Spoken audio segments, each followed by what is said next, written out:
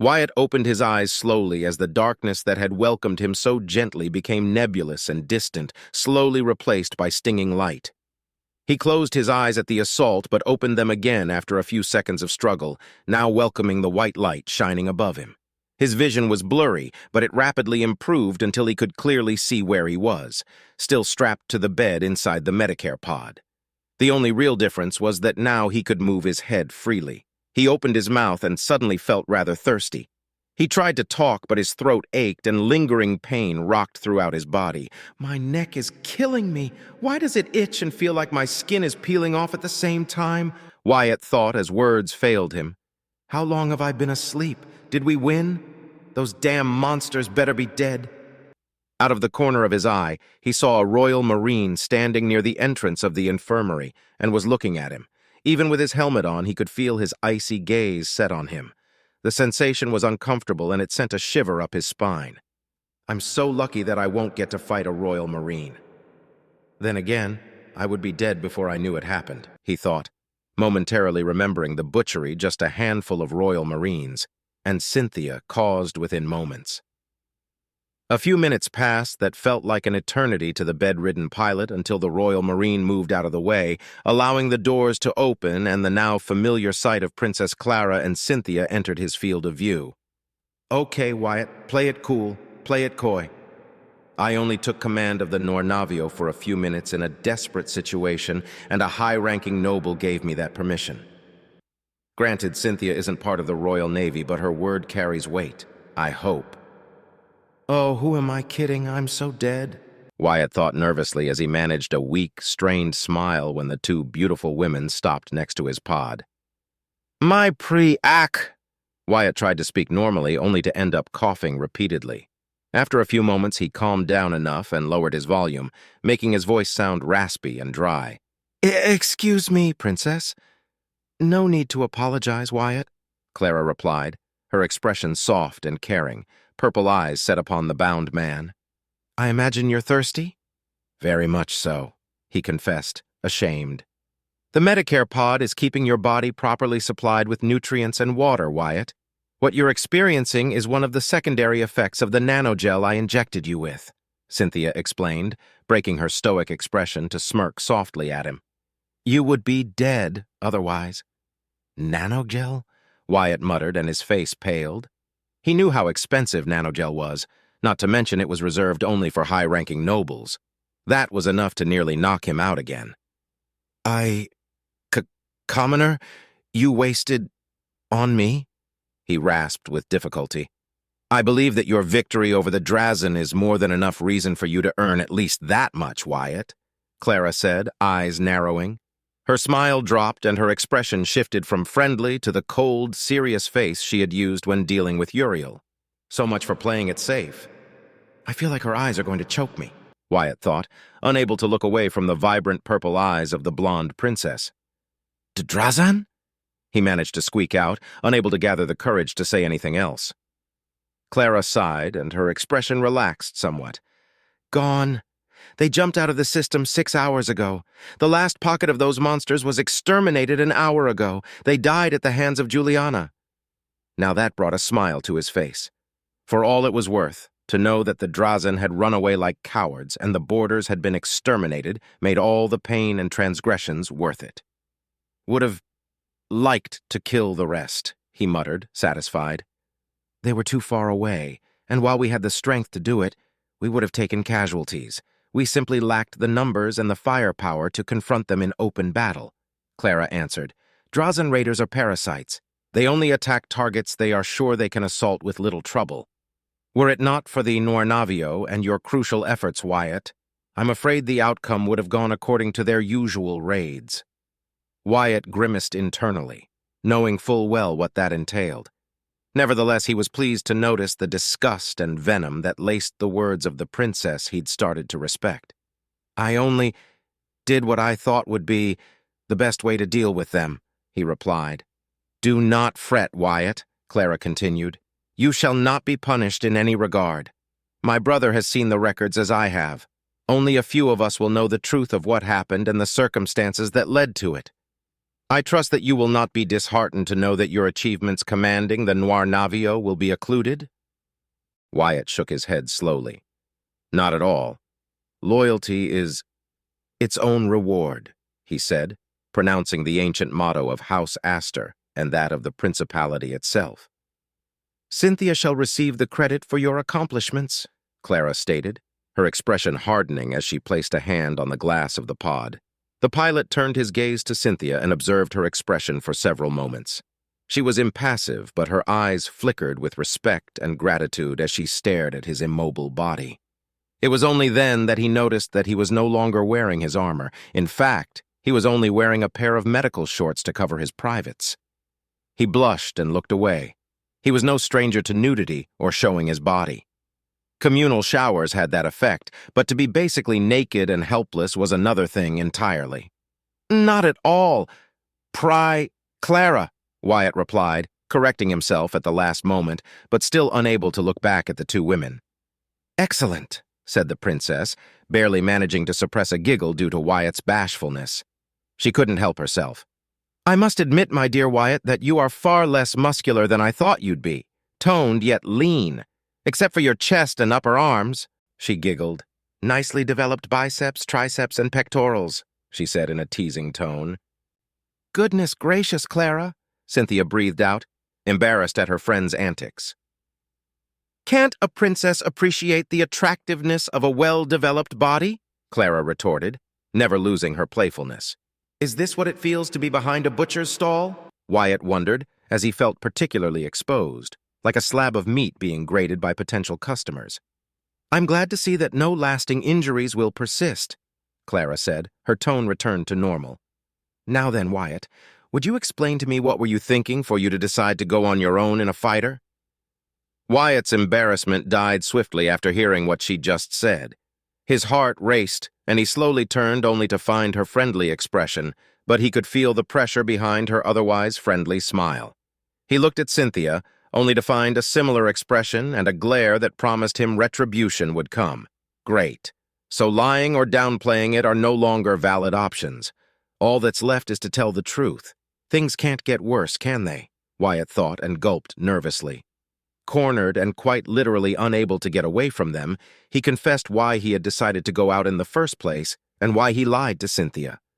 When he was done, he heard Clara sigh in frustration. Of all the irresponsible, thick-headed, idiotic decisions I have heard in my life, you are close to the monumental list of records I possess, Wyatt Staples. I understand your reasoning and motives, but what you did was not only downright moronic but highly suicidal, Clara declared with a frown. Not only that, Lieutenant, but then you had the gall to lie to me. You put your life needlessly at risk, and then you covered up the extent of your wounds. Had I known the extent of your injuries, I would have never given you command of the Noir Navio. You almost died, Wyatt. Your heart stopped moments before you were put in the Medicare pod. You being alive right now is nothing short of miraculous. Do you have a death wish? Cynthia reprimanded coldly. Clara pointed at him with disapproval. 6 broken ribs, left lung punctured, cerebral hemorrhage, internal hemorrhage, over 3 dozen linear and hairline fractures across your body, a concussion, and countless microfractures. Your Dulaxis implant was also heavily damaged and will need replacement, she listed angrily. Why did you put your life at risk so brazenly, Wyatt? I saw the way you fought and then commanded the ship first through the scanners on Woodshaft and then directly through recordings. Do you care not about your life? Wyatt was momentarily stunned. Despite the harshness in their voice, he could detect a hint of hurt and worry for him. Nobles, one belonging to a prominent house and the other true royalty, both of them blue bloods as blue bloods could be, showed concern for him. The list of his injuries was not surprising. He remembered the pain, and were it not for the adrenaline and the stimulants his armor gave him, he would have passed out much, much earlier than when his injuries overcame his stubbornness. I'm a commoner, he rasped. His voice was quiet, submissive, and direct. He had stated a fact as true as if he'd just said that fire was hot or that ice was cold. You shouldn't care. My life has no value, he said, gritting his teeth. Anger, pain, and sorrow flowed freely within him. He wanted to stop, but he wasn't in his right mind at the moment. Nobles use our lives. as disposable things. If my life can save many more, I have no regrets." The expressions of the two women softened after hearing his explanation. Clara looked away for a moment, ashamed, while Cynthia clenched her hands into fists. "Don't you want to live?" Cynthia asked, taking a step forward. "Don't you wish to see your parents and siblings again, Wyatt?" "I do," he replied sincerely, "but my life is worthless compared to yours," he rasped again, smiling at her devoid of anger, resentment, or jealousy. "I'm a commoner. I can't do great things. I don't seek to. All I can aspire is to have a decent, simple life and live it in peace. I'm a commoner. I aspire to nothing more than what I can reach." He turned to Clara, giving her that same smile. "I live to serve. That's my only worth. Loyalty is its own reward. But to who and to what?" I don't care anymore if I spoke out of line. Damn, it feels good to just let it all out. They are good blue bloods. No, they're good nobles. I'm pretty sure I just insulted them somehow. Perhaps Dad was right, but I have no regrets except for making Mom cry so needlessly. I killed many Drazen and I saved many lives. What more can a filthy commoner hope to accomplish? If I'm to be executed for speaking my mind, I'll gladly accept it, Wyatt thought, relieved and fearless. "Then, why did you become a pilot if you wanted a simple life, Wyatt?" Clara asked softly. He blinked. "My answer remains the same. The stars call to me. I like space. I love piloting. I wanted to serve the Principality, Clara. It is my duty," he replied with utmost sincerity. "Then you spoke truthfully," Clara said. "Wyatt, I can't give you the reward that you so rightfully deserve. Not now, at least, but know that I, Clara Astor, see you as a trusted friend. Please, for the sake of your family, if for no one else, don't throw your life away and stop seeing yourself as a mere tool that a noble can abuse and disregard whenever they want. What about the countless others toiling away under the boots of nobles who sell them out to save their skins? Who uses them as so much ammunition or resources and nothing more than that? Would you say the same things to them that you are saying to me?" Wyatt wanted to make that snide remark. He knew he was being treated preferably due to him saving her life not once, but potentially twice now. She felt indebted to him, but he also knew that she wasn't like most nobles. She cared about the lives of those under her. A fool he was not, because at the end of the day, as long as she survived, every other death didn't matter. It wasn't fair. It wasn't just. But he knew why her life mattered more, and he held no ill will toward the purple-eyed princess looking at him. She didn't deserve his scalding tongue. "I'd die for you willingly, my princess," Wyatt replied, stunning both women. "Your life is worth more than mine. You must live and stop Duke Draymore. The Principality isn't perfect, but it is my home, and I will fight for as long as I can to defend it. My family, you, and the prince." He offered her a caring smile. "How can the life of a mere commoner compare to the life of a princess?" "Stop pushing yourself down this instant," Clara remarked, smacking the glass with an open hand.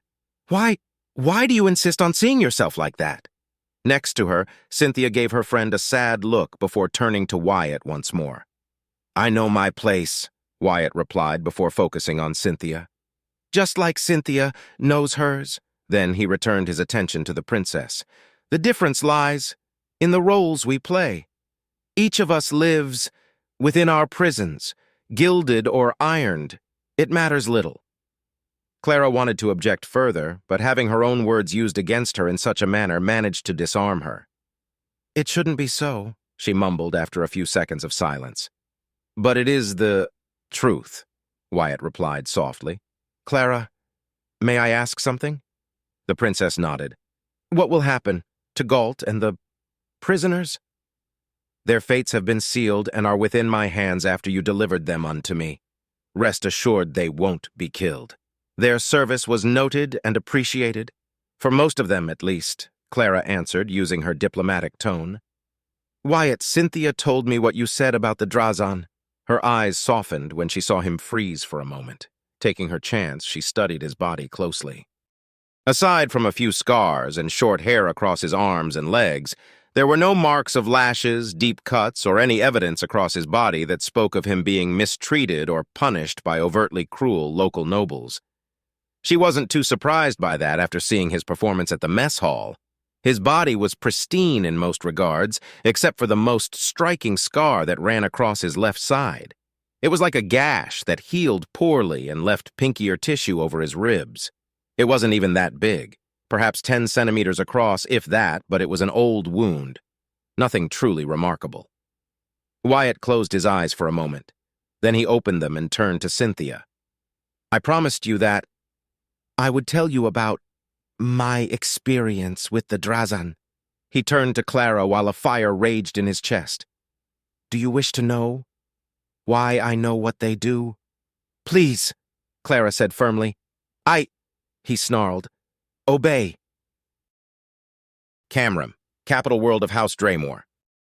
Duke Cornelius Draymore, the self-proclaimed regent of the Astorian Principality, walked upright wearing his officer's uniform and a long green cape flowing behind him as he advanced through the luxurious hallways of his mansion. Servants bowed before him in respect to their liege.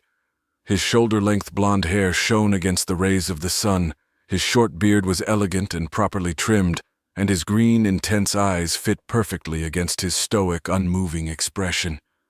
He was tall, a hulking man standing at an imposing height of 6'12" with broad shoulders, exceptional physique, and aristocratic elegance. The mature man was the epitome of what a noble should look like, and he radiated power, wisdom, might, and charisma. Behind him a group of guards walked diligently, ready to protect their liege at a moment's notice. Duke Draymore's walk ended minutes later in front of a sealed room with guards posted at each side. They saluted and stepped aside, giving him full access to the closed doors. "Stay here," he ordered, his voice deep yet cordial. A quick salute from all his guards was all the confirmation he needed before opening the doors. Stepping inside, he was greeted by the familiar view of a lavishly decorated room. Paintings of marvelous scenes hung on the walls. A vast, comfortable bed rested on the other side of the ample bedroom that could easily be used to house a large family of commoners. The carpet was made out of the finest materials, the same as the priceless desk, closet, clothes, curtains, shoes, and every other square inch of the room. Duke Draymore closed his eyes and breathed in deeply as he closed the door behind him and moved to the balcony where a figure sat on a chair. The closer he got, the figure became distinguishable, and soon the figure of his son, looking so much like himself when he was at that age, came into view. His son was reading a book under the protective shade of a parasol, while treats and tea rested on the table nearby. His son didn't react to his presence, not even when he sat down. The Duke watched as his son continued to read, ignoring him. After 2-page flips, he cleared his throat. "Gabriel," Duke Draymore began, "have you changed your mind?" "Fuck you," Gabriel said, closing his book and setting it aside. He turned to face his father, eyes flickering with disgust and hatred. "Is that enough of an answer, traitor?" Cornelius hummed deeply, crossing his arms but showing no hostility toward his son's words. "Gabriel, please, I'm no traitor." Gabriel scoffed. "Says the man who nearly killed his nephew, the prince, captured most of his other nephews and nieces, and keeps them locked who knows where. Says the Honorable Cornelius Draymore, who instigated a coup and placed himself as regent. Says the man I once admired and was proud to call my father." He spat at his father's face, each word full of vitriol and hatred. "And not content with that, you trapped me here." The Duke didn't dodge his son's spittle. He merely pulled out a handkerchief from his pocket and cleaned it. "You are not a prisoner, Gabriel." "Oh, really? You cut me off from the network. I don't have any servants. I'm guarded at every moment. I can't leave past the territory of your mansion, and no one is allowed to talk to me," he scoffed. "It is so reassuring to know I'm not your prisoner, traitor." The Duke stared at his son for long moments, then replied, "Where would you go if you could leave?" "I would search for the prince or any of my cousins that managed to escape your clutches and join them against your coup, traitor." Gabriel spat, his green eyes showing nothing but contempt for the man in front of him. The fact that Veronica decided to follow you like a blindly loyal dog disgusts me. She knows what loyalty is, Gabriel, the Duke replied. Unlike you, my son, Veronica is committed and supports her father wholeheartedly. Gabriel scoffed. Devotion isn't the same as loyalty, father, he said, impregnating the last word with all the spite he could muster. You know as well as I do that she'd do anything to gain your favor. She sees you as infallible whilst I know better. I see you for what you truly are. To be young and delusional, the Duke replied with a chuckle. Tell me, Gabriel, what am I? A vile, treacherous man who spat on all the vows he made. A man without honor and who knows not the very concept of loyalty. I see a traitor who wishes to usurp a throne that doesn't belong to him, Gabriel replied, glaring at his father. You are a power-hungry maniac who will lead the principality into bloodshed just to slake your thirst for power. Were Mother to live to see this, she'd slap some sense into you. For I fear you've lost it all, traitor scum. You are so much like my dear Jasmine, Gabrielle, the Duke said before reaching inside his uniform to pull out a handgun. He placed it on the table and leaned back on his seat. If you truly believe I'm a traitor. Duke Cornelius Draymore didn't get to finish his sentence and was interrupted by a loud bang. Then another, and 17 shots more until the magazine was empty. Impassive and collected, he stared into the burning eyes of his son, Gabriel, and found only resentment, shame, anger, and contempt for him in his green eyes. The gun kept clinking, now empty of ammunition. Angrily, Gabriel tossed the weapon at his father. The handgun bounced off to the ground while the shimmer of a shield enveloped the Duke. The older man reached down to grab the handgun and stored it away. That's the difference between you and me, traitor. I am loyal to the prince. I am loyal to the principality. You stopped being my father the moment you plotted against the prince, my cousin, your nephew.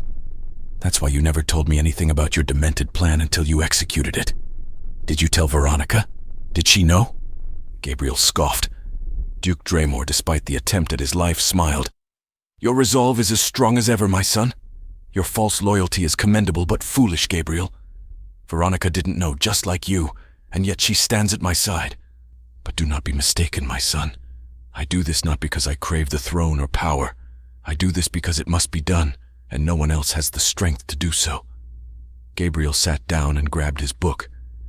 It just so happens that the other traitors that follow you will have much to gain and earn your favor if you win in the end. You, above all else, of course, shall benefit the most. Opening his book where he left it off, he leaned back on his chair. If you have nothing more to say, leave. I can stomach breathing your insufferable stench for so long, traitor. Do not assume that I will cave and bend the knee before you, father. I care not if you threaten me with exile or if you reject me, stripping me of the Draymore name. He smirked. But you won't. I'm too dangerous for you to just send me away. You will have to kill me or keep me locked up forever. The Duke stood up. I will come back when my duties permit me, Gabriel. Don't be foolish, my son. See reason. Your cousin is unsuited to be the prince. It would make me immensely happy for you to join me. Veronica misses you dearly. You're a terrible liar, Gabriel said, and then put his attention back to his book, ignoring his father once more. The Duke sighed heavily and left his son be. Before he left the room, he sent one last glance at him and felt a hand squeezing his heart for a moment. Shaking his head, he took a deep breath and strengthened his resolve. He exited his son's room and closed the door behind him. To his surprise, Marquis Hadrian Tigan, the head of House Tigan, and older brother of Admiral Cornelius Tigan. Marquis Hadrian, I was not informed of your coming, the Duke said as he began to walk down the hallway with Hadrian next to him. Like most Tigans, Hadrian's hair was black and his skin was olive-colored. His eyes, gray and cybernetic, still showcased the wisdom of the older man.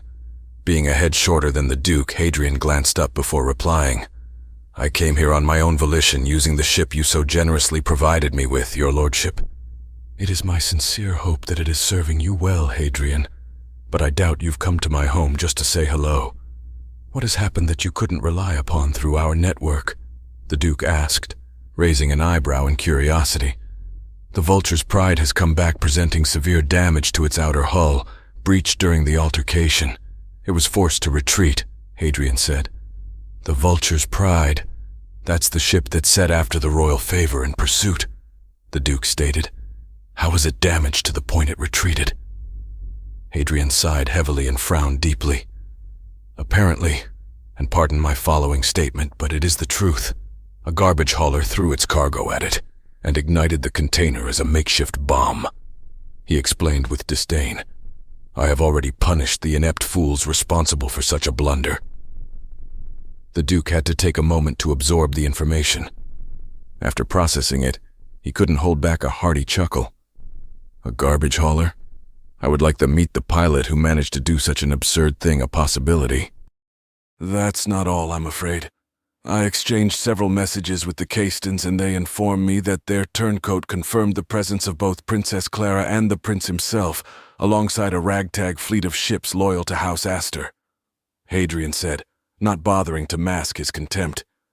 It would seem that they failed to even delay the prince significantly, let alone attempt to capture the prince and Princess Clara, or eliminate them outright. The Duke stopped, and his expression hardened. Are Redford, Damien, and Juliana among their numbers? Hadrian nodded curtly. Then he resumed his walk. Proceed. Nothing else has been reported, your lordship. I received the last update yesterday before my arrival. We will not know more for another week. Maybe more if Tamir and Cayston tries to cover up his failures like usual. He sighed in exasperation. I do not understand why you tolerate his incompetence, your lordship. His son, Andrew, would make a much better head, and I know him personally. Unlike his father, he is vastly superior in every regard, a capable subject worthy of the many gifts you bestowed upon their house. Tamarin may leave much to be desired, but House Cayston has always stood next to House Draymore. I value loyalty, the Duke replied. I thank you for the information, Hadrian. Now I know where my nephew is headed. He will need time to gather forces, even with the full support of Marchioness Amelia Finnegan. Which brings to mind, have you quelled the uprisings on your territory? Most of them, your lordship. Do you wish me to strike at House Finnegan? Hadrian asked, eager to prove his worth. First, we shall consolidate and attempt to lure neutral houses to our cause. I do not wish for this conflict to devolve into a civil war. I may be regent, but my title holds no power as long as the prince remains free. Or alive. Either way, we shall be victorious. I need you to continue your strikes against House Valto and House Winfield. Keep them guessing and on edge. Do not allow them to consolidate their forces and come to the aid of the prince. The 1st, 4th, and 7th fleets are taking refuge among the houses loyal to House Astor, but they are scattered and disorganized. Hadrian nodded. It shall be done, your lordship. However, may I ask, should we divert forces to systems at risk of Drazan incursions?